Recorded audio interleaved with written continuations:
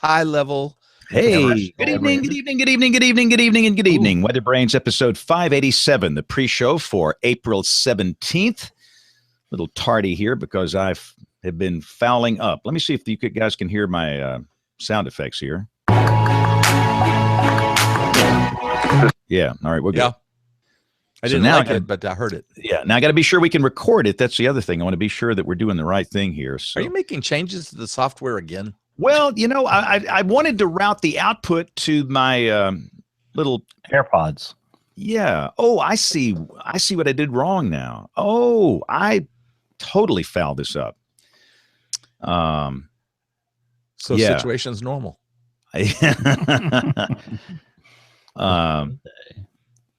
So we got sound channel 64. We have 64 channels. Wow. Soundflower 64 channel. That is, I got to be sure I'm recording the right things here. Yeah, we don't want to get to the end of this show and find out you recorded the wrong stuff. No, that's stay late and do it again. Not good. But this is the time of the show where we share boring personal stories, humorous anecdotes. We say outrageous things, and we try our best to get our act together. And we work on the blog. So hey, and we fail miserably at all of those tasks. Exactly. About to say, yeah, the whole thing is just not. I kind of looked at all those options, James, to do what you said, and I think the best option is to put like morning or latest. I think latest weather extreme video in all caps with a colon on the current one is the cleanest way to do it. And so I've done it. You can't just put like a link to the YouTube page or something? Well, you can on the mobile. There's almost nothing you can do to the mobile. I mean, it's pretty much what it is. You can't do anything. I could get Kurt Joe maybe to make a banner or something in there that was permanent that would link. Just whatever you think's best. I've had like a bunch of people. I don't know why they can't find it, but they say they can't find it. They come to the site looking for the video, and it's you do have to click around, and we can put a video, player over on the right side but only on the desktop. You can't do that on the mobile. So look at it the way it is now, both on mobile and desktop, and see what you think. And if we just manage that, it's always in that first category. And Scott and I try to keep it, first or second in the slider all the time, even when we get, lots of stuff behind, with warnings and things. We always try to keep it up front because it is really important. Just let me know what you think. Okay. I'll let Brian make the call. Then I think I'll work on a big package to try to sell it, and then we can use some banner space for it. We have a meeting with Buffalo Rock tomorrow. Say that before we go on television. Hello? Hello? Hello? Hello? Can you still hear me? Yes, we can hear you. Good. My fancy wireless things are working now. But you will look weird with those things sticking out of your ears. Yeah, you look like you cut off your earbuds. Yeah. No, when I do television now in the morning, I use these things. I got to watch you on that morning deal sometime. It's pretty obnoxious. I can't wait till Brian gets on the show. I've already been on the show once. Have we done a segment together? Yes, we did. Okay. You showed my picture as Colonel Sanders. You don't remember that? Good Lord. That's true. By the way, James. Yes. I'm standing. Oh, I have to speak with you personally. I was standing in the middle of the Childersburg Elementary School talking with one of the assistant EMA people from Talladega County, and a young lady came by, probably about second or third grade, or maybe first grade. I'm not sure. I can't tell when they're short. And she said, "Oh my gosh, there's Santa Claus." Yes. I knew you would like that. Show titles. Yeah, there you go. See, we got the show title early here. Oh, you've grown horns out of your ears, James. Yeah, you like that, huh? That's the title. Aren't the devil horns usually the other way? Brian had the other one. I can't tell when they're short. Yeah, exactly. You're coming from the underground bunker tonight, Kevin. What's the deal? Yeah, this is. You crack me out. This is the lobby again. But I went back. I think I must have been the pre-show or something the last time I was here, because I logged in from here and I didn't hear it at the time. But Bill said, you said, "Oh, I think we've got him from home." And I thought, yes, welcome to my home that's decorated in 1972 paneling. Yeah, it was the pictures paneling. of the air staff. He's a company man. Company man. That's exactly where I live. Pictures of the staff on his wall. So we're Have you guys got my audio okay? Yep. Wonderful. New microphone. I never know what it's going to do. Does that mean it if- might can we hear be you? a Yes. hair hot? Okay. Well, now we know. It's got a kind of a flat programmer frequency watches the- response, Tony. It's almost like a telephone call. Yeah. That's a New fancy looking Samsung. mic. I've been having some problems with it. I might just switch over to the trusty iPhone. It's not horrible, but it is a little telephony. He's right. Yeah, Yeah, you're right. the frequency response is like really confined, like a phone call. Yep. But of course, James can't hear because he's got horns in his ears. Yeah. I can't I hear you thought they through were- these horns. I thought they were lovely earrings. How are those things? They are. I use them for conference calls and doing television. I do a television segment in the morning, and I don't have both of them, and I just use one of them. And I don't stay on camera that much. I just mainly show them pictures and stuff. They work well. They're just kind of goofy looking. Sound good? It's very They Star Trek. sound they sound really clean. They sound very clean. And I don't listen to music that much. I use it mainly for. In fact, I did a Skype conference talk to a group in San Antonio using these things, and they said it sounded great. So that the audio is pretty good. I mean, I'm using this mic now, but if you're using it for a conference call or something like that, the audio sounds pretty good. I feel like welcome. Oh, go ahead. I was gonna welcome to our television viewers, WeatherBrains 587. We're in the pre-show, about to get started here. So go ahead, Kevin. You remember when everybody had a little Bluetooth headset when we got the phone? Yeah, those. Yeah. Yeah. I feel like it's that. I just somehow the look is not. It's not bad. Yeah, It's just not. It needs to be black instead of white or something. It needs to be. They need to have different colors or something. The white's a there's little just something about sticking something in your ears like that's wireless. It's just right. And Everybody I agree. It's a step down from that big black thing, that big old strip people had, for a long time. Everybody had one of those, this- but it was for only 10 minutes, and we realized And they realized how goofy it looks. Right. So. And what are they? let me get this 150, thing. 160? I don't know. I walked in the Apple store at the Summit, and they just got some in, and it was such a hot topic. I thought, well, a hot item to find. Nobody could get them. I thought, well, all right, I'll be the doofus and buy them. Tony, say something. No, but how much money? I think they cost $189 or something. Those are hot ticket. They're hard to find. And it's got the charger here. This is the little charger they go in, and so that's a charger. And then when this thing runs out, you charge it with a lightning wire down there. So there's a battery in that little box. right. This is a charger here, and this thing runs. This charges them for like a couple of weeks, and after 2 weeks, you just charge it here with a lightning cable, and Tonight's 'Cause you WeatherBrains need is something brought else to you to by carry. Apple. Yeah, we'll send Tim Cook an invoice for this. He won't pay it. Don't worry. I'm just going to do this. This way, you can't see that I'm wearing those goofy things. That's fantastic. You should just mount that there. That's perfect. Yeah, you could just Yes. put up a shirt and one of those, and Can you see we yourself wouldn't on even miss TV? you till the close. Jay. Look, that's perfect.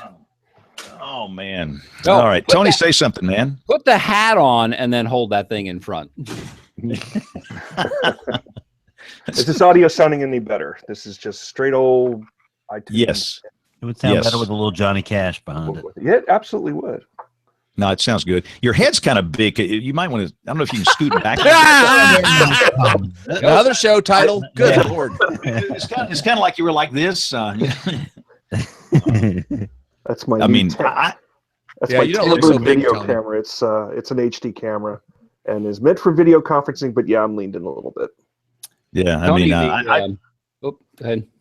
I was going to say, I stay, for somebody like me, I stay as far back as I can. In fact, I look better in the dark, turn the whole lights out in here. Let's get this thing going. It's time. Tony, the blue So- mics are pretty good if you're looking for a mic. Yeah, I just had one die on me, so I went with the Samson, and I think it's going back to the stove. Yeah, get the snow ball or the Yeti. Yeah, those sound pretty good. All right, here we go in 5, 4, 3, 2, 1. This is WeatherBrains, episode number 587 for April 17th, 2017. It's the weekly show that's all about weather. Thanks for taking the time to listen or watch or both. Some people actually do both. They'll say they watch it live and they listen to it later, which is kind of what I do. I listen to it driving down the road in the car later. But thank you one way or the other for spending time with us. And look who's here, Kevin Selly in the lobby of KFDX Television. What's up with that? Yeah, it's actually about to be redone. They announced this 2 or 3 weeks ago that we're getting this building is over 60 years old, I think, and I think the lobby is actually 70 years old. It was built before the building, and so they're finally announcing that they're going to remodel it. But right now, just sorry for the audio listeners, it's 1972 paneling, and there's my picture there, along with the rest of the anchor staff. That probably predates the tornado in 1979. That's why I said the lobby is older than the building, I think. Maybe the tornado left it there. I think somebody just drove down the street and said, "Oh, look, there's a lobby from 1950. Let's put a building around it." TV station lobbies, it's like the box of chocolates. You don't know what you're going to get. I mean, I've seen them just all. Ours is horrifying, Brian. You work here. I walked down there. I was horrified. They've got these huge monitors mounted on the wall with these rotating anchor heads on there. I mean, it's like I walked by there and Brian's head popped up.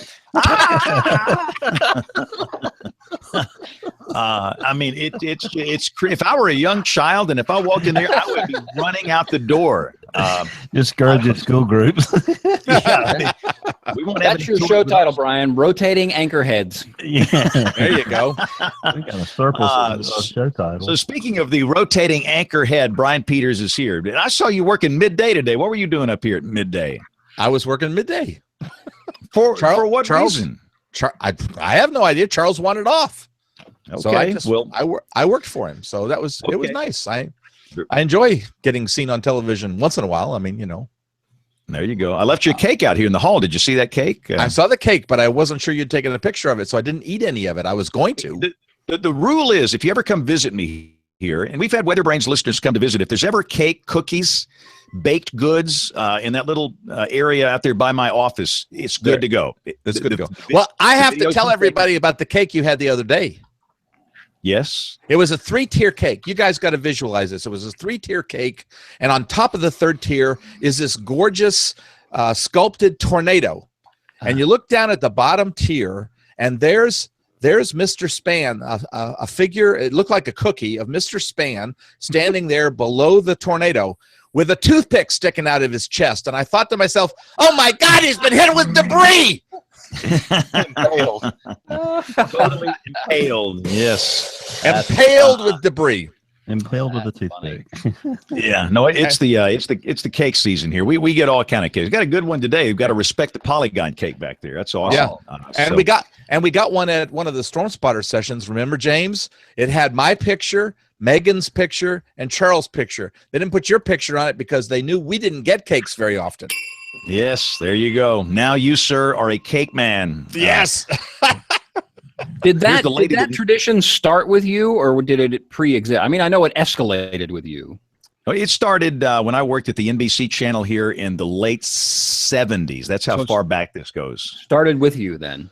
Yes. They first gave T-shirts, and then somebody baked this unbelievable cake that was very appealing on television. And the next school saw that, well, we got to do something better than that. We got to do something better than that. And it just escalated. And then I left. I went, I was in Dallas for a while, and I came back, and it slowly started to creep back when I came back to Channel 6. So, but it is at a fever pitch right now. And our employees are very happy. Aubrey, you don't eat cake, do you? I mean, it's thin and is in good shape as you are. You don't touch that stuff. Oh, no. Uh-oh, we have no audio. Well, we know she looks great. There. She looks great. She doesn't eat cake. She works out. She's going to unplug. Narrating. In fact, here we go. Have you tried turning it off and on again? Off and on again. Off and on again. We got Hello? No.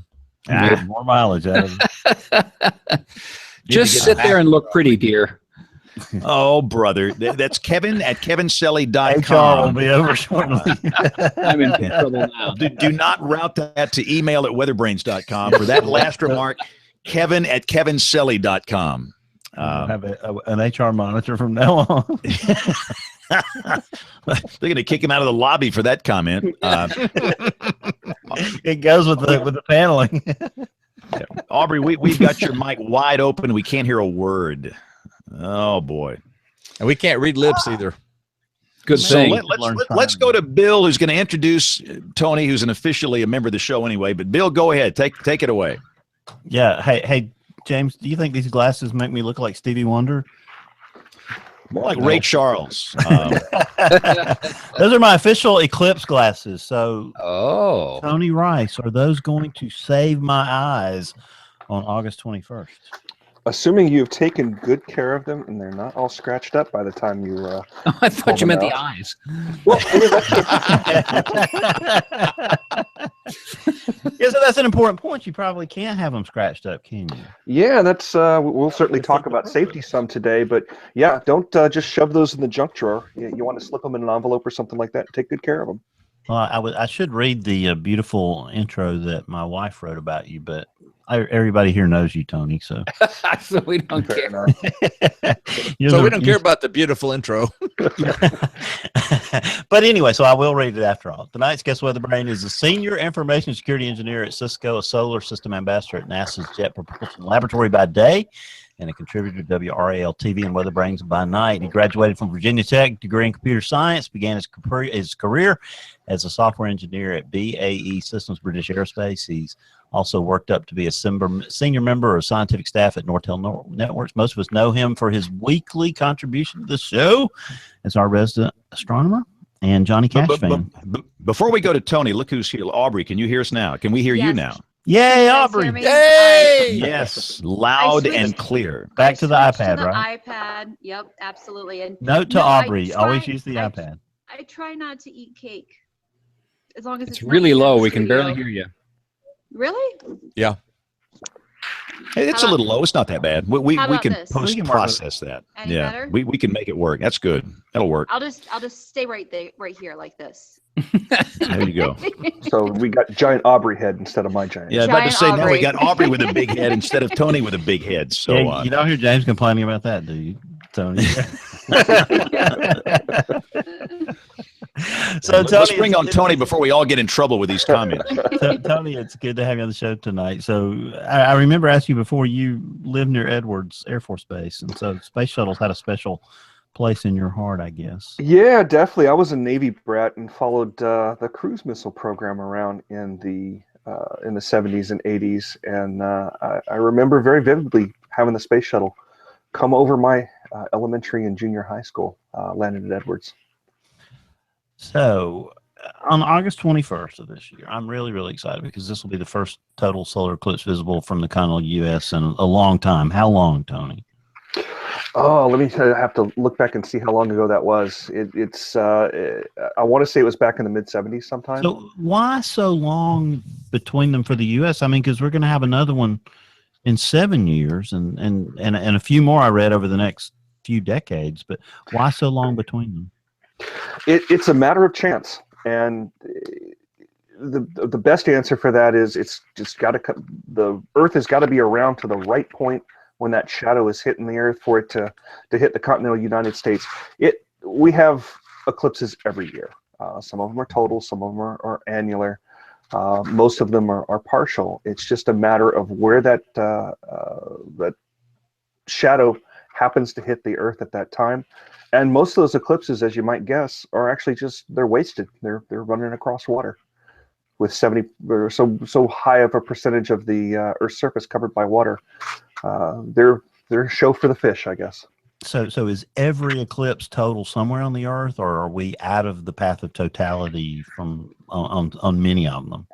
We are out of the path of totality on many of them, and that's something that's important to point out for the 2017 eclipse, for the eclipse that's coming up in August that we're also very excited about.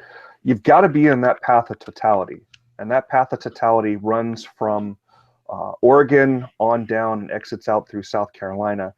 So if you're not right in that path of totality, you're not going to see totality. You'll still see a pretty good show, but you're not going to see the moon completely cover the sun.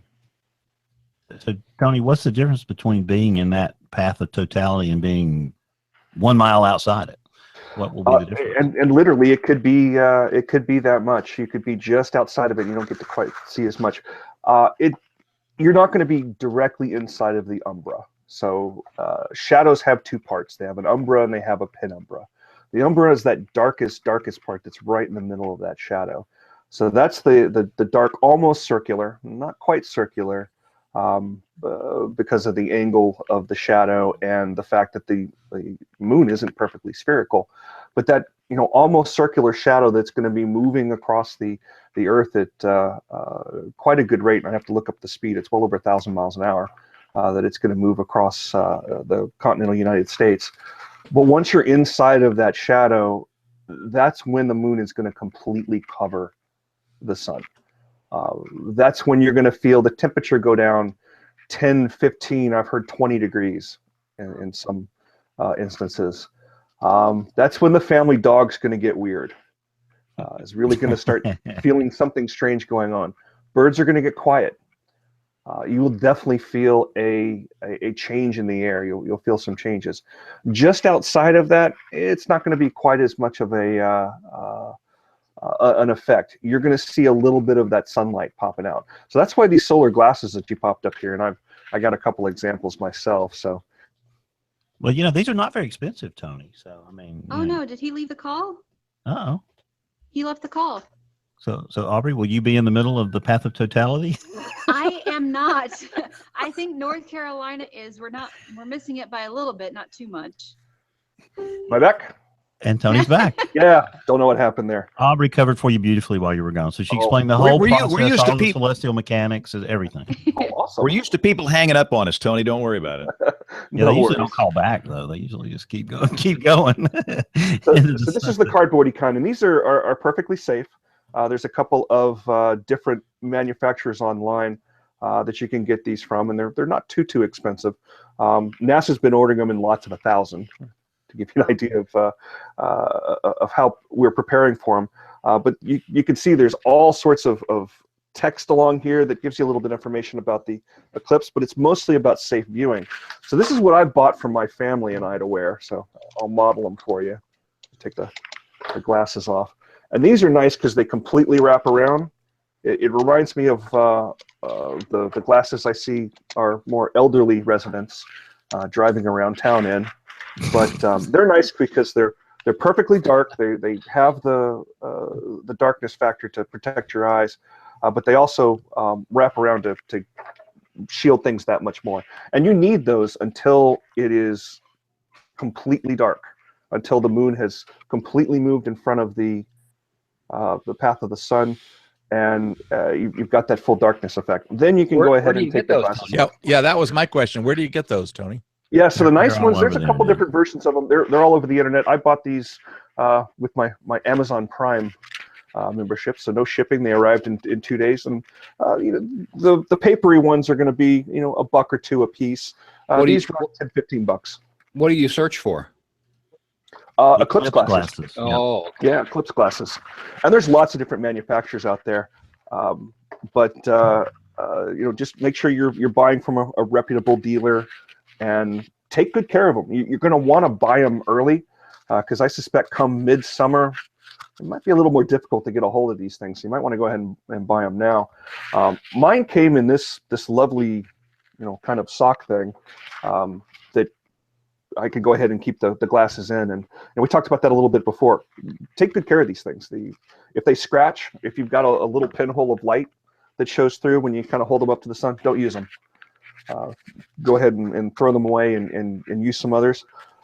When we put, you can see my telescope here behind me, my Dobsonian telescope, I've got a filter that goes on that telescope for solar viewing, and I take just as good a care of that filter because the last thing I want is a kid looking through there and getting a little pinhole of light and destroying some vision. You said pinhole too. Does the pinhole and the shoebox thing, is that still good? Absolutely, yeah. Tell people how that works. Yeah, so you're basically creating a pinhole camera. And that's allowing, just a little bit of light through. It's going to flip the image upside down. But in a shoebox, you can make it work. Just a piece of cardboard, even just a piece of copier paper. If it's thick enough to block some light, just a little pinhole in there is enough to make it work. I have a recollection of somebody using a shoebox and on the skinny end of it cutting out a window that was probably 2 or 3 inches square or rectangle, and then using a piece of aluminum foil in that cutout and sticking a pin through there. That lets you really control how big that hole is, because the smaller the hole is, the better kind of resolution you're going to get on that image. In a pinch, if you completely forget about this this eclipse, I don't know how that's going to happen with as much hype as we're going to have leading into it. But if you completely forget about this and you find yourself, I don't know, in Columbia, South Carolina, and the sun starts disappearing, and you want to look at this, one of the things you can do is go like this and just create some little holes in your hands, and that's enough to create that kind of camera obscura effect and project that down onto the ground. Some of the neatest eclipse pictures I have seen have been of the sun, a partial eclipse, sun shining through tree limbs, shining through tree leaves, and the effect just gets scattered across the ground. So one of the neat tricks I've seen with eclipses that people will use is take out a colander, something with lots of little holes in it, and hold that up, project that onto the ground, and you can see the eclipse that way as well too. So those sound like neat camera tricks during the eclipse, Tony. What other camera tricks can you share with us that we should be ready for? So you're going to want to, I'm not an expert by any stretch of the imagination when it comes to photographing things like this, but I will definitely get together some tips for a future WeatherBrains segment, and we'll definitely put something up on the Alabama WX blog site as well. But some other ideas that you might use are, you're going to want to have your camera on a tripod. You're going to have it nice and steady. Again, you're still taking pictures of the sun, and that's something that is worth reiterating. Until the moon has completely blocked the sun, you're still looking at the sun. Even in that 1 mile off of the center line that you were talking about, you're still looking at the sun. So you need to protect your eyes. You need to protect your camera as well. So nice short shutter speed exactly is going to give you a whole lot better options there. I took a picture of a partial eclipse years ago in Myrtle Beach, South Carolina, and it was right at sunrise, so it was really difficult to get. And I'll tweet that picture out in a moment, but that was a lot of trial and error. I actually took about 100 frames before I got it the right way, and it was a very fast shutter speed. And, even though it was right at sunrise when there wasn't a whole lot of light. But the cool thing about it was right out over the Atlantic Ocean.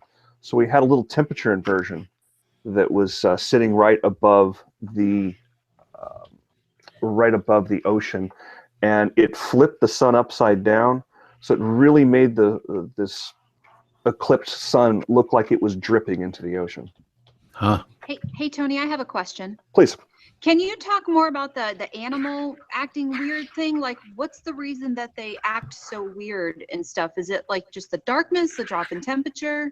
It's all of the above. And the drop in temperature is remarkable from what I understand. It's been a long time since I've experienced an eclipse, but reading about it and talking with friends that will travel places to go and experience this, they say the temperature drop is kind of striking.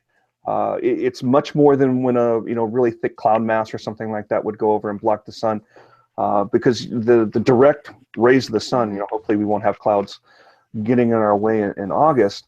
The direct rays of the sun are immediately blocked, so the temperature change is really sudden. So that's probably freaking them out a lot, but it's mostly the darkness. So they're thinking it's time to bed down. For those areas that are not in the path of totality, let's say, over 75%, will the temperature still drop, or is it just mainly the total? Not as appreciably, but yeah, okay. You'll definitely be able to measure it. How much you'll be able to feel it is really gonna ramp down the farther you get away from totality. But we're all going to be in the path of totality, I assume. Don't want to miss that. Do you mean we're all going to get in our cars and drive at least 6 hours to There be you in go. them? Yeah, absolutely. Where are you going to watch, Tony? Actually, if we yeah, all good meet question. at my parents' house, they're directly in the path. How So many we can all bedrooms meet do up they there. have? Yeah, how many can they? Several. Okay, well, we're on the way. Yeah, I've picked 2 locations, Tony. I've picked Greenville, South Carolina, and Lebanon, Tennessee, because they're both in there for about 2 minutes and they have good hotel options. For now. And I booked my hotels like a year ago because I went back and looked, and the hotel that I'm staying at in Greenville is $499 a night now. Easily, yeah, easily. So the real serious eclipse hunters will pick 2 or 3 sites, and they'll the night before the eclipse they'll drive to midpoint between them and maybe stay the night there. What's the determining factor at the last minute? Oh, Whatever. cloud cover. Cloud cover. I So hopefully we'll have a pretty good handle on what cloud cover is going to look like, because this is not something that lasts a whole long time, so you don't have a whole lot of opportunity for error here. But yeah, they'll drive to the middle and they'll look to whichever site has got the best chances for cloud cover. How long does it last? Yeah, if you're in the So, totality. Yeah, let me bring that up. So there is a wonderful site that NASA has put together, 2017 Eclipse, that has all of these questions answered and has them for wherever you happen to be. It brings up a Google map.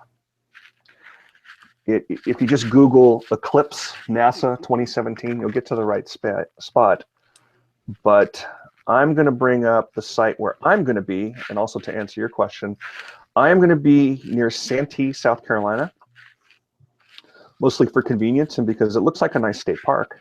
I've rented a cabin for a couple of days, and my family and I are going to be at this cabin. I plan to be on the back porch of this cabin in a rocking chair with a beer in hand, and I will enjoy it that way. So where I am going to be, the You have a center backup line, then if it looks cloudy there? I Yeah. do not. All or nothing, huh? All or nothing.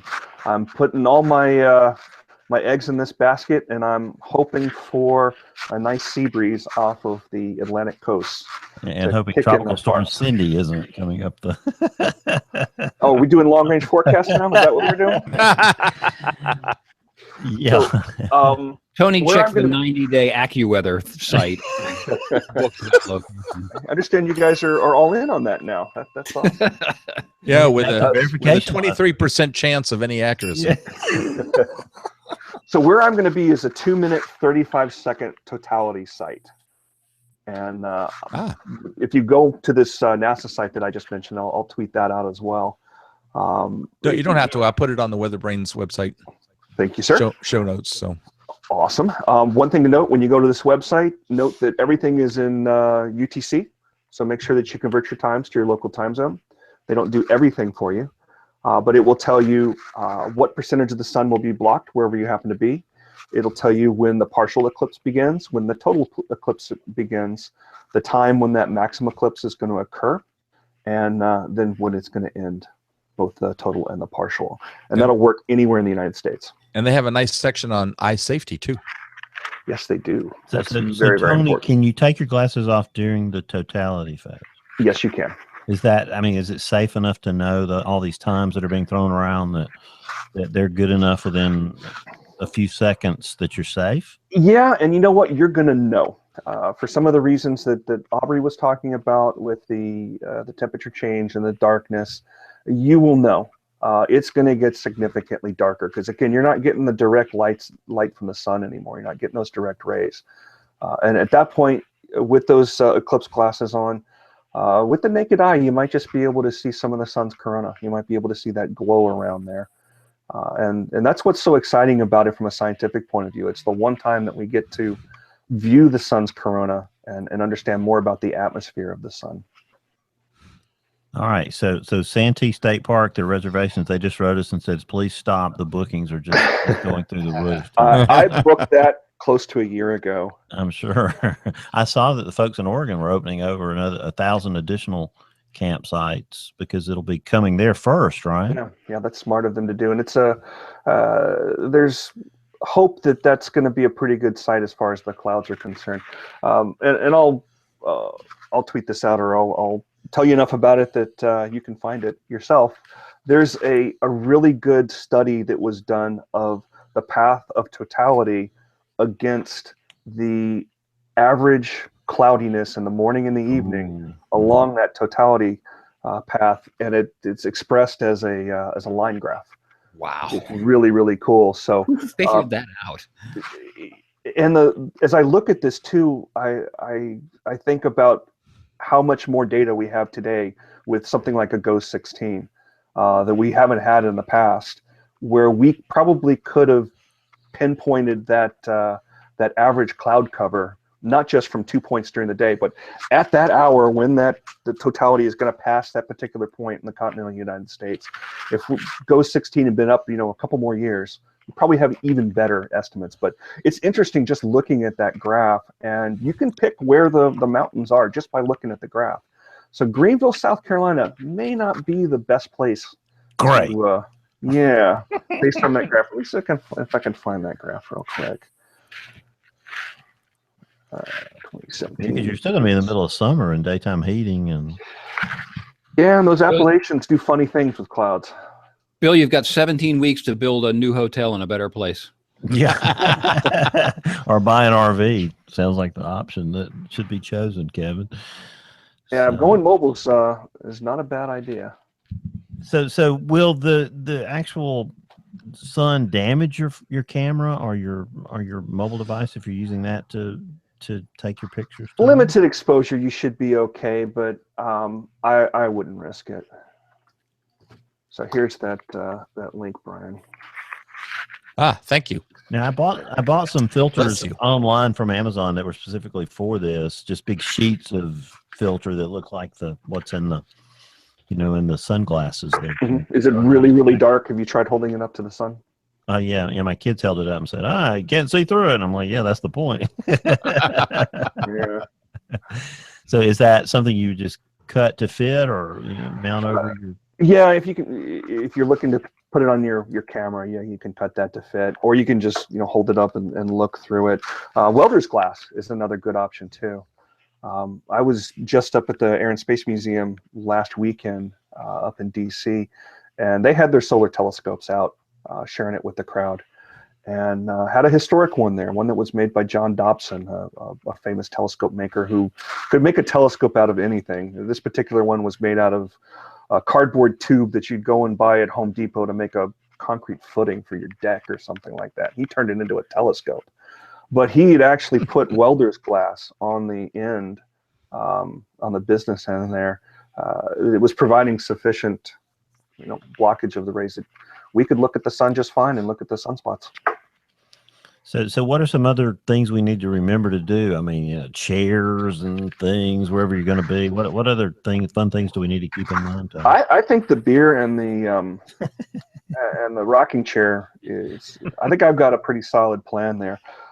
You really don't need anything else. This is in the end, it's a naked eye event, so you don't even need a telescope. If you've got one, that's great. Make sure that you've got the proper filter to put on it.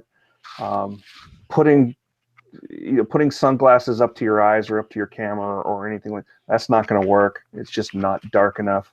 So if you've got a telescope and you want to look at the eclipse through it, make sure that you've got the proper filters on it.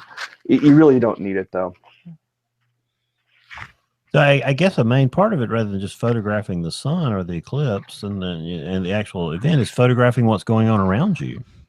Yeah, that's a real good point, and that's something that I think a lot of us forget to do when we're photographing things. Is we forget to watch what's going on around us. So if you got a family and you've got the glasses for them, especially if you've got younger kids, this is something you're going to want to remember. So I would imagine a video is probably an appropriate. A video wouldn't be a bad idea. Get some pictures of your family with the silly glasses on.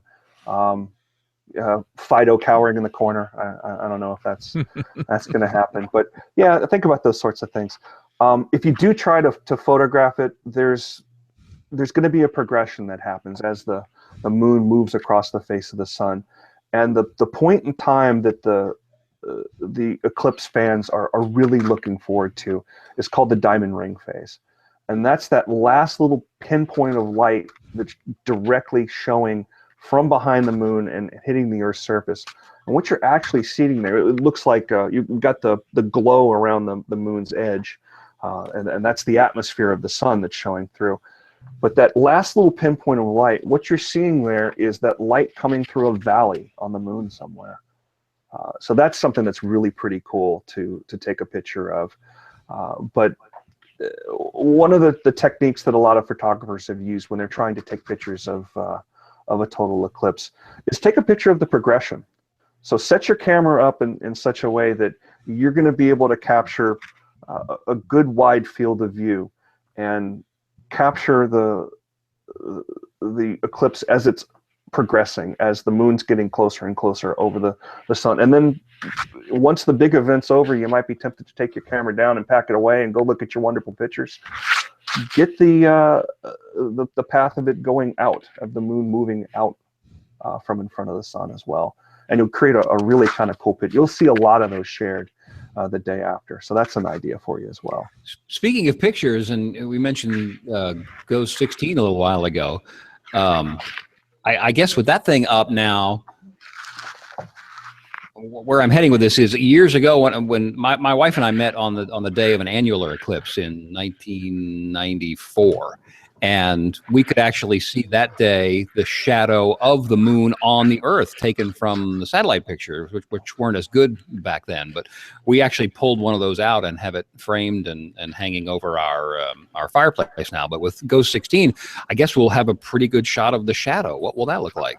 I am certainly looking forward to that, especially with the frequency that we get images down from GOES 16. Right.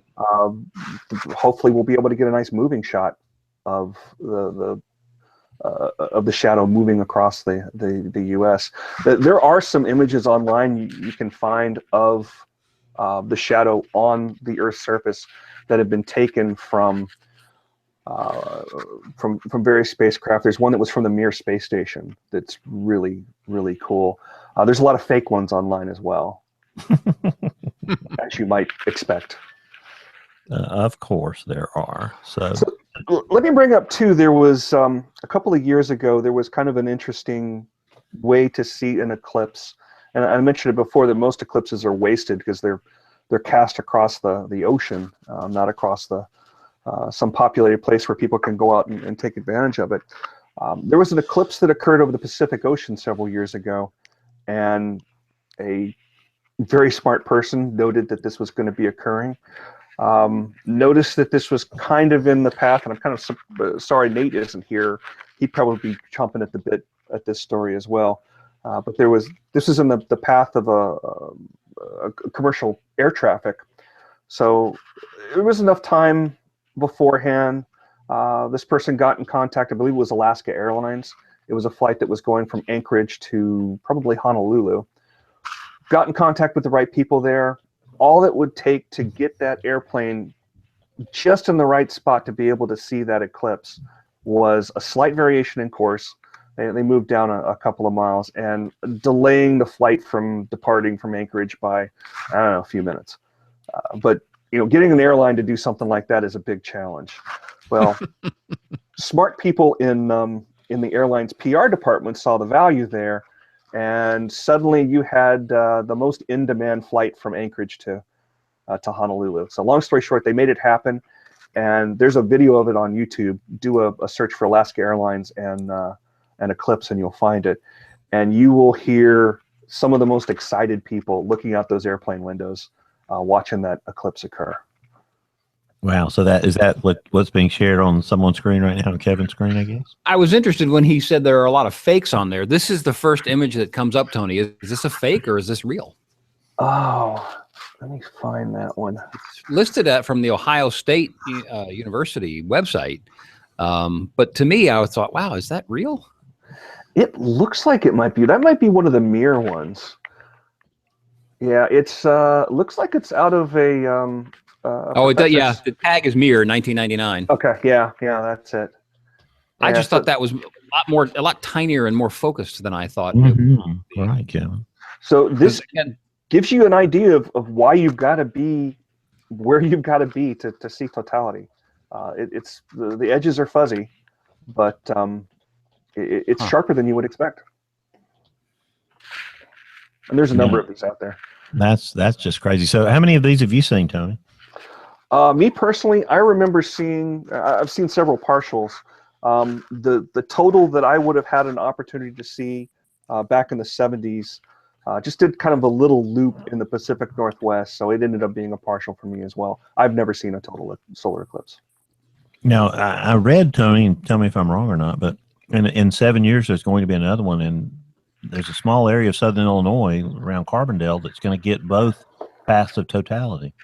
Yeah, so the ones that are coming up, and I just pulled my map up here. 2017 runs from Oregon on through down to South Carolina. We got 2024 that's running up through Texas, kind of splitting the difference between Houston and Dallas, up through Arkansas and Indiana and Ohio, and up into the Canadian Maritimes. There's one in 2045 that's going to start in Northern California and ends up down in Florida. And that one's interesting because the path of totality goes right through Disney World. Oh my goodness. What do you think hotel prices are going to be like there? We got another in 2052 and 2078, and then one in 2079. So there's no rhyme or reason to when these things happen to hit. I'm going to wait for that. Hey, Tony. Sir. I hate to be the audio engineer guy. Your microphone is like rubbing up against your collar. Oh. If there's a way you can kind of remove it from your collar, then our audio people won't be fussing at me. Thank you. Who are our audio people? The audio files that love to listen, and if there's any impurities, they send the hate mail to me. So fair enough. Sorry, and he'll forward it to you, Tony. I'm sure. Exactly. Yeah. 1-800-Tony.com. Right. All right. So last call on questions about the eclipse panel. Anybody have anything else they want to ask? All right. I want to talk about NASA. Sure. Let's do that too. Do it, James. When are we going to Mars? We're going to Mars when we can figure out how to get there without killing our astronauts on the way and bringing them back home safe. That's what it comes down to. I mean, really. How many years? Yeah, put me on the spot here. That's what we do on this show. Yeah, 2030 is pushing it. There's a lot of technology. I'm trying to figure out if I'm going to be alive. I don't know. So do we go back to the moon before we go to Mars? There are things to be learned on the moon. There's science yet to be done there. I mean, every day, even the rocks that were brought back during the Apollo mission, we're still learning things from those. As technology moves along, we're able to learn even more things, even from the samples that have been studied over and over again. So there's plenty of things left to learn there. So is there value in going back to the moon? Absolutely. Unfortunately, with the way this kind of expensive exploration goes, NASA's not the only one that is deciding where they go. I mean, ultimately it's Congress. And that's why our direction, if you will, over the last couple of presidential administrations has switched between let's go back to the moon, let's go to an asteroid, let's go to Mars. It kind of remains to be seen what the current administration is going to hang their hat on. I think we should go to the asteroid and get Bruce Willis. What was that movie? Armageddon? Armageddon. You know, that was a great movie. I mean, I love that movie. That movie is so bad it's good. Here in North Carolina, we've got at the Moorhead Planetarium in Chapel Hill, they have a movie series where they'll bring teenagers can come in, they buy them some pizza, and they sit down and they watch a science movie. And they bring some scientists in to critique it, to point out the good science and the bad science. We want to do both. They brought in some paleontologists and they talked about Jurassic Park, and they brought in some immunologists and talked about outbreak. So they dragged my my silly self in to talk about Armageddon. And Armageddon is fun because there's a rumor that, I don't know how true it is, but there's a rumor that NASA used it as a test for their new managers. they'd sit them down in front of this movie and they'd say, there's 125 mistakes. Write them all down. And there's at least that many just in the physics alone. So, I was impressed with the kids. They came up with some really good points about the bad physics in there. So how would you rate Apollo 13? Well, and again, I don't mean to sidetrack this whole thing with NASA, but I'm a NASA guy. So how would you rate Apollo 13, the movie? It's one of the better ones out there. Yeah, they did a good job with it. And if you talk to some of the astronauts that were there, and actually I just got a chance to talk to an Apollo 13 astronaut just a couple of weeks ago. He helped open up the North Carolina Science Festival. But if you talk to them, they will tell you that when they first saw that movie, they were wondering where some of that footage came from, thinking that it was official NASA footage, cameras that were mounted on the launch gantry and that sort of thing. No, it was all generated. It was all computer generated, but it was true to reality. It was true to how things actually worked. Yeah, it seemed to me that had more truth in it. I was just wondering, were there any big mistakes in it or anything that was just totally exaggerated? It's Hollywood, so some of the they had the transcripts to work from, but some of the dialogue was changed a little bit, and some of the orders of things maybe went a little out of skew. But for the most part, they did a really good job there. And talking with the Apollo 13 astronauts that I've had a chance to talk to, they point out how much they like that the mission control engineers and scientists that really helped save their butts got their due in that movie. That they were made as much the heroes as the astronauts were. So we had Jack Hayes. He passed away, right? I believe so. Or Fred Hayes. Fred Hayes. Hello. Yo, Tony. Yep. Did we lose Tony? No, I'm here. Okay. So the astronauts, which one is still alive from Apollo 13? So I just about 2 weeks ago got to talk to Jim Lovell. Really? And how old would he be now about? Ooh, what is his age now? Let me check that. He's up there. He's 89. Wow. And we still have one of the Apollo 11 astronauts. Isn't Aldrin still with us? I believe so. Yeah. So, these guys, some of these guys are still around, but again, they're my heroes. The people that got us in the 60s to the moon through the whole Mercury, Gemini, Apollo programs. I mean, some of these guys were still using slide rules down there in the trench, weren't they? So he was telling some stories about what it took to get them back home from a piloting point of view. So he's a trained Navy test pilot and has gone through the flight schools and all of that. He was in a crippled spacecraft trying to get that thing back and was at a distinct disadvantage because any of the Apollo missions, when they launched, they put them on what was called a free return trajectory.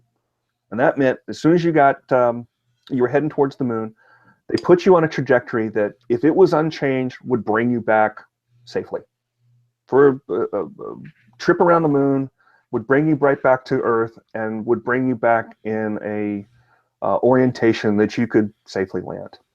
Well, on the way there, they had to adjust that trajectory to ensure that when they landed on the moon, as they were planning to do, that the sun was at the right angle so they could actually see the craters.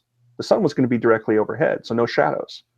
It was really kind of hard to figure out how high you are off the lunar surface if you don't have any shadows. So they adjusted it slightly. So now he was no longer on a free trajectory. And he was on a spacecraft that was rotating and spewing gas and had another part of the spacecraft attached they didn't plan to have attached. So you had to figure out how to get that thing lined back up so they could they could land safely.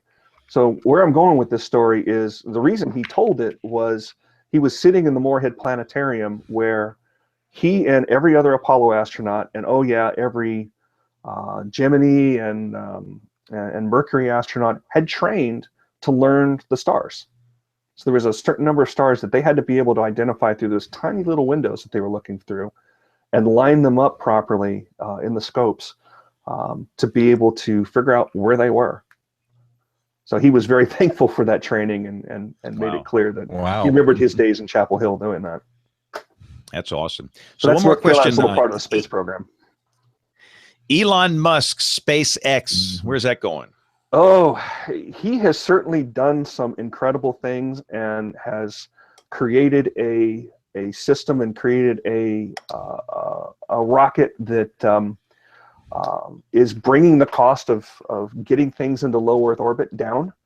So being able to return those boosters, and he plans to reuse just about every bit of that spacecraft. They're even planning on reusing the shroud that is up around the payload that is ejected. They have a way of returning that back and reusing it. So his ideas about reuse are incredible. He's, in my opinion, a little boastful about getting to Mars. Has made some pretty strong statements about being able to get there in XYZ time.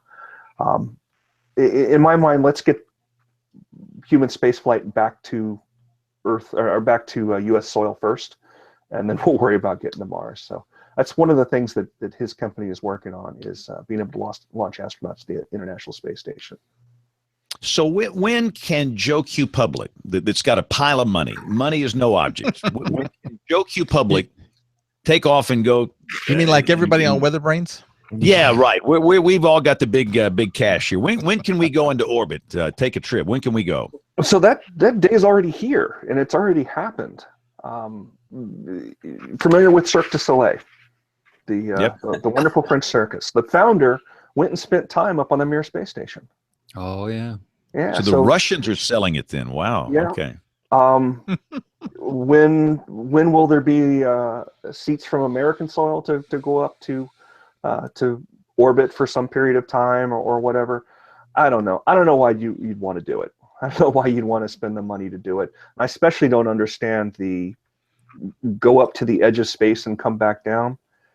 Yeah, I suppose it's probably pretty cool to be able to look up into space and see nothing but blackness and see the Earth below you, but that's a whole lot of money for a real brief trip. Just my opinion, though. Okay. Well, let's take a break here. We're going to do WeatherBrains 101. Obviously, Tony is here. With this whole show has been the astronomy report. We'll come back with the weather roundup. We'll do picks of the week and much more as WeatherBrains rolls along. WeatherBrains 101 with Professor Peters. When an updraft begins initial development, the entire column is composed of liquid water droplets or cloud. By the time you arrive at 500 millibars, or roughly 18,000 feet, temperatures are well below freezing. In fact, it is rare to have a 500 millibar temperature above freezing. Even when the environmental temperature is below freezing, water droplets will remain supercooled until the temperature falls significantly below freezing. The sudden freezing of the top of a developing updraft is termed glaciation. Within a matter of minutes, the entire top of the storm freezes. It is fairly easy to differentiate the frozen from unfrozen cloud components. The unfrozen clouds have sharp, well-defined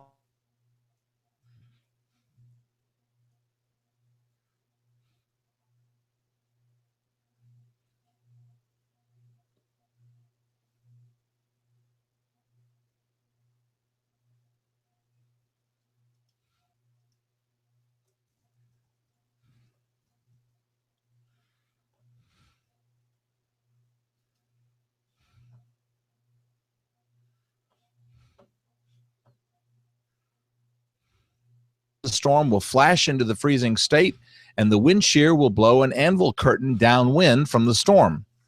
When the top of the storm flashes to the frozen state, the storm is beginning to become mature, and lightning could follow shortly. Glaciation may occur more than once in a developing updraft, as the release of latent heat changes environmental temperatures and updrafts climb to higher and colder altitudes. You just never know what you might see when you watch the sky. If you have a question about weather terms, you can send them to question@weatherbrains.com. When the weather ball is red, warmer weather is ahead. When the weather ball is white, colder weather is in sight. When the weather ball is green, no change in the weather is witnessed or seen when colors blink by night or day. Precipitation's on the way. We're doing this show on April 17th, 2017. So, Brian Peters, what's happening in Helena, Alabama? Well, believe it or not, I got a little shower just after supper time. 0.02 in the rain gauge. But you used it all up and none of it got to me, Brian. Yeah, I know. The shower didn't last long. I was kind of surprised. My wife made a trip out and it rained on her. So, you know how that goes. We've got these, and we've gone for a lot of people down here in the deep south, 12 consecutive days without measurable rain, which is pretty dry for this time of the year. This is the core tornado season, storm season, rainy season, and for an area that is still in a drought. You don't like to see that, but the pattern looks like it's going to change again. Yeah. And looks like we're going to go stormy this weekend, right about the time for outdoor activities. I'll be doing the weather at a local college again Saturday for their A-Day game. Bill, you're a big Crimson Tide man, aren't you? Yes, but I've been on hiatus since since the national championship. This weekend will be my return to Crimson Tide fandom. So you know who's going to do the weather with me this Saturday is Andre Smith. I don't know if anybody knows who that is. Went to my high school. Andre is with the Cincinnati Bengals. He is an offensive lineman. Played for the University of Alabama I guess he's been gone about 10 years in the pros for 10 years. And he went to the Vikings for a year. He's back with the Bengals now. And one thing I learned about Andre, he is a weather weenie. Why He wants to come on the show. What's the delay? Let's get him on here. Well, yeah, I'll see him Saturday, and we'll try and set up a time where he can do that. But he loves weather. In fact, I had him come do the weather with me on television here one day, and he trains at the same place where I work out across the street down here. And he was nervous. I'm thinking, Andre, you play in front of millions and millions of people in the National Football League, and you're nervous about going on some local TV station? He said, well, I don't have my helmet on. So I'll let him do that. But anyway, so I'm going to do the weather now. Hopefully we won't have severe weather and I can make it, but the plan is for me to be in my usual perch, and I'm going to pitch to Andre down on the field for a live report. But he loves weather and he's very good at it. So, I told him, you go back to school and do meteorology. And when you retire, you could be the ESPN weather guy. I mean, you could be the ultimate meteorologist, because I don't think we have anybody that's come out of the NFL that's doing weather professionally. So he could do the lightning watch. Exactly. So we'll get him on this show sooner than later. But yeah, Kevin, what's happening in Wichita Falls, Texas? How's your weather? It's been kind of interesting around here. Last Thursday, especially, we had some very interesting thunderstorms. The dynamics were not real good, but some real good mid-level rotation on a couple of these cells. One of them dropped a tornado that went unwarned in just south of a little town called Oklahoma Union, Texas, which is west-northwest of Wichita Falls. But it went over the south edge of the American Electric power plant out there. And my pick of the week is actually a little video from there that one of the employees sent me. What's on there, it looks like you see a flash of light, which you would assume was a lightning bolt, but it's not. It's actually this is a power plant. So there's high tension power lines coming out of this thing. And the tornado and the wind got these things swinging, and they got close enough together to arc. Yeah. And it made this brilliant flash and a giant boom, and they got it on camera. So it's my pick of the week. But we had another one about an hour later that just rotated like crazy in the mid levels, and a fair amount eventually low level too, but it never produced a funnel. So they were pretty interesting. Wow, it looks like you had the tornado out there in West Texas. It was very photogenic. When was this? A few days ago? The Friday night, Dimmitt, Texas. That thing just stood there and wanted to dig a hole in the ground. It just didn't move for what seemed like hours. Yeah, we left for the ball game about 5 o'clock and got home about 10, and it had moved about 5 miles. Oh, yeah, that one was stunning. And of course, they had a big one years and years ago. I think Chuck was it maybe at that one. I wonder how many storm chasers were on that one storm. That's a good question. I wondered the same thing, James. At that point, they're not chasing; they're just standing. Yeah. So Kevin, you couldn't be with us last week, and we had the anniversary of the big Wichita Falls tornado. How etched is that in the memory of your town? Oh gosh, permanently. And that's kind of what I was working on. I'd gotten this idea. Somebody brought me, this was a month and a half ago. Somebody just brought me out of nowhere, 2 big, these kind of craft photo books full of newspaper clippings from the days after the tornado. And it got me thinking about it. And so what we did was we took a lot of those and we found some other pictures, many of which had not ever been seen before. Because I went up on TV a couple of weeks before and I said, hey, I'd love to see your pictures of that day afterwards, or, a day or 2 or 3 afterwards, and got a lot of new stuff, because it's been 38 years. So a lot of the stuff that's, shown on TV has been seen over and over and over again, but we got a lot of good stuff. And so we went back to a lot of those places that we could identify and took pictures of what those places look like today. And of course, the difference was dramatic. But we got some real good stories. There's one house that we did on Monday. The tornado took the house off of Southwest Parkway. Just nothing left. But that gentleman, we interviewed him. He doesn't own it anymore, but he rebuilt the house underground. When you drive by it today, it sort of looks like a regular house, kind of. It's a little different looking, but that's actually the garage up on top. And you go in the front door and you immediately go down a big grand staircase to an underground home. So that was actually fascinating to see. I guess you could probably find that on our website, kfdx.com. And then at the end of the week, the first real big damage that people remember is at the local football stadium, Memorial Stadium. And there wasn't a ton of damage there. It did knock over the press box and some of the light standards, but the tornado actually started about 2 miles to the southwest of there, and not many people knew that because at that time it was just rural area and farmland.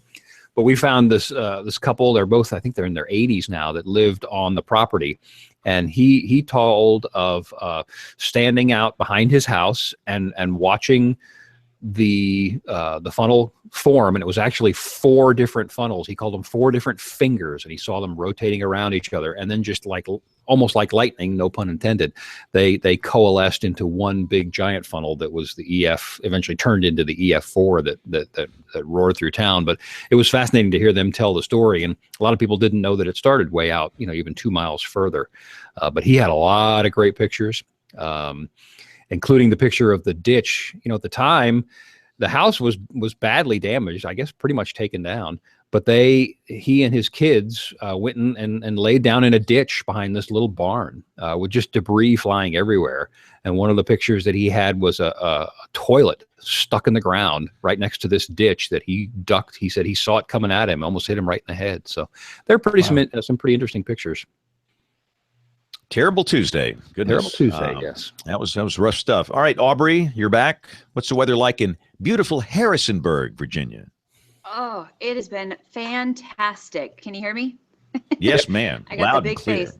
Yeah, it's been fantastic. The weekend was great. We got a little rain, a couple pop-up storms Sunday, and we got another little rain today. So we'll take anything that we can get because we are still in a moderate drought, and we have a large wildfire burning about 50 miles south of here in 2 counties over. It's called the Goshen Pass wildfire. About 3,000 acres have burned so far, suspected arson, and the containment lines could end up growing to about 7,400 acres.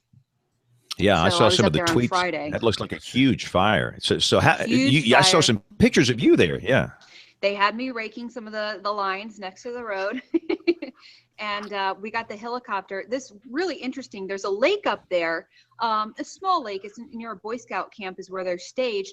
And the couple days before I was there, the helicopter was dipping down into the lake to pick up water. Well, they took me to the lake so I could get a shot of that. And all of a sudden we see the helicopter in the distance dropping down in some other area. He was in between the 2 ridges in this river, and he had found a spot just big enough, which I posted that helicopter video, to dive down and flew. He was making maybe 3-minute round trips. It was incredible. Yeah, I don't think we appreciate these men and women enough that work in these wildfire situations. That is just brutal work. It is hard. 16, 20-hour days. The terrain is like 70% steep. That's some of the terrain in that area. Wow. Yeah, they really put out a lot of effort. Droughts Aubrey, are just you rotten. getting the smoke from the Georgia wildfires up your area? Not that I'm aware of. We sure are here in the Raleigh area. It's visible Really? and you can smell it. And it's from a wildfire. My understanding it's down closer to Jacksonville, Florida. It's quite a ways away. Huh. Florida's You got know, over 100. I was expecting to smell some smoke over the weekend when our winds shifted out of the southwest, and it should have been right in the line of that wildfire. And I actually didn't smell anything, and I'm maybe 50 miles away from it. So I was quite surprised. Other people did closer, but for some reason, not here. So, Kevin Selly, what song comes to mind when they're talking about this? 1977. Smoke from a distant fire. Oh, one of the Sanford Townsend Band. intros ever. So, Tony, where's Nate Johnson? I mean, he hadn't been on the show in like weeks. Who made him mad? Did you make him mad? No, sir. I don't know what his story is. He posted today something about an Egyptian custom of going out and smelling the breezes. So that's what he said he was going to do today. I guess he What? stuck on that. Yep. Smelling what? Smelling the breezes. breezes. You didn't see that tweet? No. Oh yeah, that's a show title.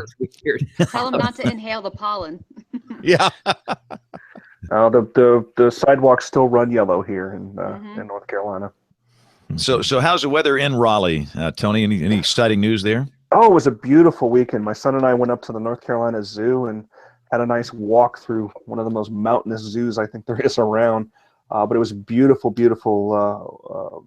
nice mid-70s, and again on Sunday for Easter. So it's been really pleasant. We got a little bit of that rain that Aubrey was talking about, and a couple of sprinkles here and there as we had some nice gray clouds go over this afternoon. But it's been really pretty. All right. Well, let's see. Aubrey, you got time to do a little email, or do we have any email to talk about this week? I've got 3 of them. All right, well, stand by here. Let me get the official music going here. It's time to dive into the good old WeatherBrains email inbox. We get letters. We get stacks and stacks of letters. All right, so the most recent one came in today from Bradley Lampkin, who I think got his inbox full once we all replied to him. He said he was having a difficult time deciding between universities for an undergrad degree in meteorology, wondering if the employers care, is there any more prestige for certain universities, or, where he might want to go. And I think almost all of us replied and told him, for other aspiring meteorologists out there looking at colleges, it doesn't matter. I've never heard of anyone say that they didn't get a job because they went to college here and not here. And then I believe Nate told him that, make sure if you're wanting to go for your AMS seal, that the program does have all of those seal requirements, or for the NWA seal, or NWS seal, I should say.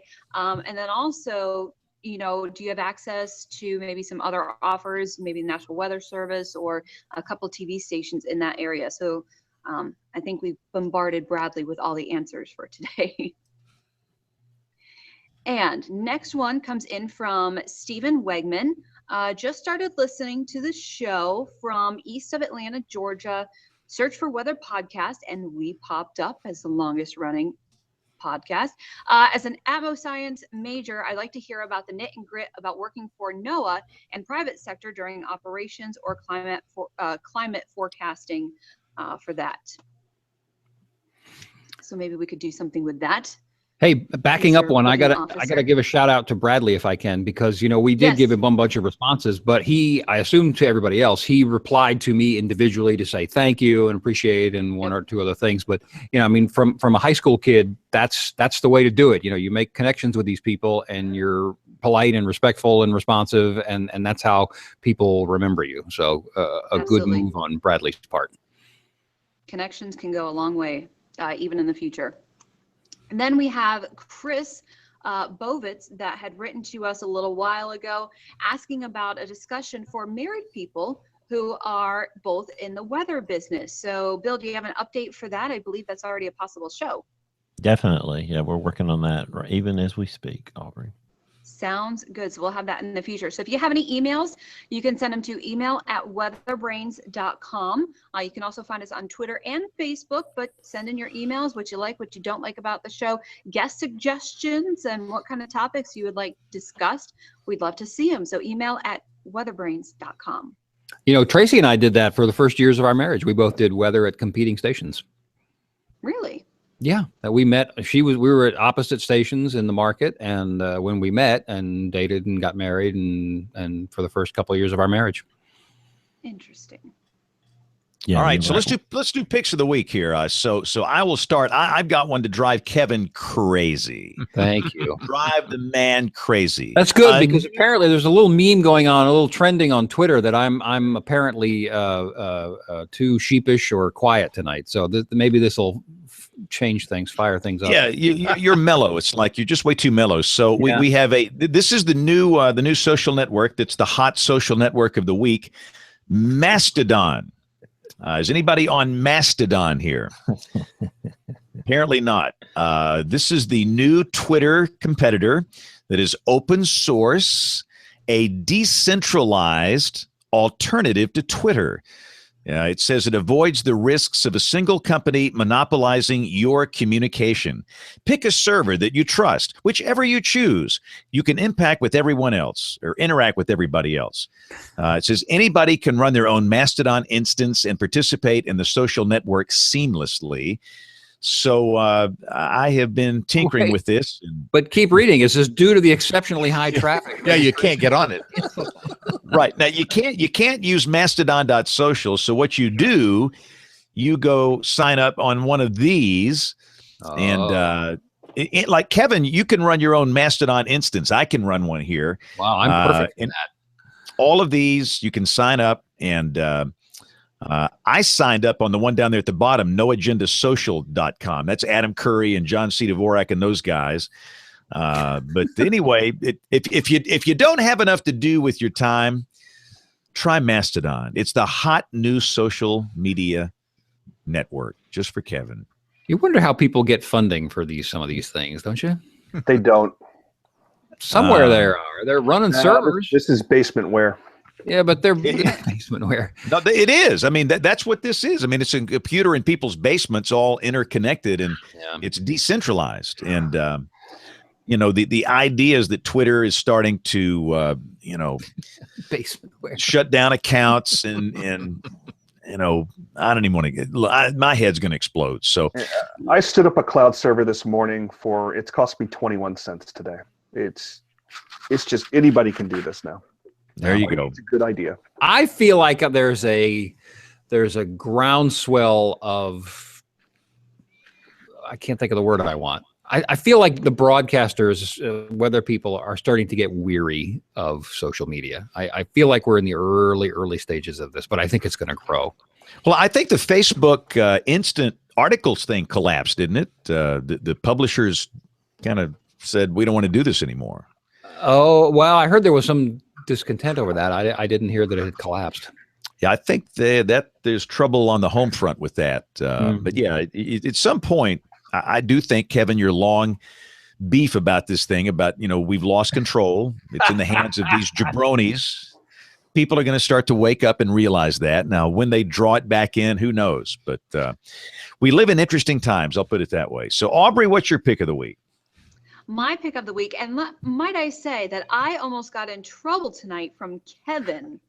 Oh, wow. Because Kevin thought I wasn't going to be on the show. He saw Rick's email and thought it was me, and I almost got in trouble. I would have called you out. Where's Aubrey? No, what do you say? Absent without AWOL. Absent without leave. AWOL. Actually, I will be absent next Monday because my parents will still be in town. We're working on this back patio and trying to get that finished. So I will be out. My request off slip has been in. So my video is this humongous dust devil that swept across the soccer field in somewhere in Mexico. There's no way I can say that name. The video starts, it's like a raging sea of dust all across these soccer players, and then it turns to this big monster dust devil, and it goes over some of the guys. That was I don't great. know if they were injured, but it's an insane, I mean, it was a raging water. I've never seen dust from a dust devil move like that. Yeah, that was cool. That's my pick. Yeah, very cool. And again, the links will be up on weatherbrains.com. Tony, what you got on your screen share there? What is that thing? So my pick is going to be eclipse2017.nasa.gov. And this has just got a little bit of everything on it. It's got the science of eclipse. You can learn a little bit more about why it's scientifically important, all important safety. There's events. There's citizen science. There's things that you can do during the eclipse to contribute to science. But something worth pointing out here for anybody who is a teacher or some of our broadcast meteorology friends out there that are looking for some resources, there is a map of subject matter experts. So there's folks that are in your area, and this map is starting to fill out here, but there's folks that are in your area that can help answer some of these questions far better than I can. So look at all those folks there. Cool. So Eclipse 2017 NASA Mike's Go. back on your collar again. Sorry. I got to get your cool Uhura Star Trek headphones, so I don't have that problem. Yeah, there you go. And again, all the links will be up on weatherbrains.com. That looks awesome. Brian Peters, what you got for us this week? I ran across an interesting site. I think it's out of New Zealand. NZ, is that New Zealand? Yep. It's weather science for kids, and it's kind of a cool site. Got a lot of different things besides weather science, but I picked the weather science part of it. Ah, very cool. All right, Bill Murray, what you got for the pick of the week? I think the foghorn, James. Wow. I will tout some future guests. Dr. Sean Miller will join us next week. And Dave Freeman will be along on the 8th. He's retiring. We're going to roast him on that night. And I think Nate has a show planned for the opposite week. We're going to keep those 2 weeks fluid in case they have weather in Kansas, because Dave is retiring from KSN. And Aubrey, the show you mentioned, Jen Watson and Ari Sarsalari are going to join us on June the 5th, and Chris is going to be the guest panelist. So awesome. We'll have all angles covered. Then Lance Rothfuse will join us on June the 12th from the National Severe Storms Laboratory, and I'm sure we'll hear a lot about facets that night. So that's some of the guests that are coming up on WeatherBrains, James. What are we going to do about Vortex Southeast down here with no storms? Maybe we'll get something going on this weekend. I mean, it's like they've had to stand. What have they been doing for the last 12 days? It's just the way it always works. I know. It's the way it always works. Didn't the original Vortex have some of that same problem? Mm-hmm. Yeah. I mean, there's no guarantee. That's the thing. All these young people get into weather. They think it's hot and sexy all the time. You've got tornadoes and floods and hurricanes and tsunamis. The truth is, even during the middle of the active, season, most days not much is going on here. Can you handle routine weather, 98% of the time? They for some reason they just think they're going to be in this sexy weather every day they come into work. It doesn't work that way. Trust me. All right. Hey, I think James, can I rescind my pick? Go. No, you can't rescind the foghorn. Let me unfoghorn him. We're going to unfoghorn him. Yeah, Elle found a video of that crazy flight from Anchorage to Hawaii that Tony was talking about. So that's going to be my pick of the week. It is absolutely beautiful. It is cool, isn't it? Brian, I'm excited. Uh-oh. About what? Put a new antenna on the roof, so I've got an air monitor in here now. What's kind of sad, we're in the television business for a long time. We couldn't see our TV station in here. I mean, it's like, because I never knew what was going on next door. So they finally fixed that today. Little things can make a big difference. Oh, so, right. Kevin, are you off the air tonight? What's the deal in the lobby? They kicked you out or what? Our new guy, James Stanley, has done the Fox show tonight. I'm gonna have to go in a minute here, but I gave my pick. It's that Twitter feed of that little brief tornado in Oakley Union. All those storms that day, Thursday, were very, very frustrating because we even had an early wall cloud or funnel cloud picture of the Oakley Union one that was tweeted out, and we all kind of looked at it and went, I don't know, I think that's probably Scud. So it was a very interesting day and a very frustrating one at the same time. Wow. And we should mention Rick Smith is off tonight. Bill, do we disclose his situation or do we keep that private? The man's already had the man's already had an earbud stuck in his ear that had to be surgically removed. He's had a rough ride this year. I'm not sure what the HIPAA rules are about. That's right. We're operating under the HIPAA laws, and we cannot disclose anything. But we do believe he will be back safe and sound next week. That's the good thing. So we got to tie the bow on this thing here. WeatherBrains is done typically Monday nights at 9:30 Eastern, 8:30 Central. The people that watch it typically gather around at live.bigbrainsmedia.com, but we know most of you listen. If you would like to get in touch with us, the email address, it is email@weatherbrains.com. And we all see those emails right away. And like today, some people immediately respond to them. Also, our social media accounts are on the website, weatherbrains.com as well. And if you listen by chance by iTunes, we love those iTunes comments. Thank you. Love us, hate us, whatever. So on behalf of the entire WeatherBrains crew, I'm James Spann. Thanks for listening. Have a great week and God bless. Hey, Brian, make sure you get those Mastodon accounts on the website, would you? Yeah, right. Got him. Yeah, I'm waiting for my invite. Sock puppets. Mastodon.jamespan.com. There you go, baby. I'm going to create my own instance. All right, guys. We'll see you all next week. Thanks. Great. Have a good Thanks, night. Tom. Everybody.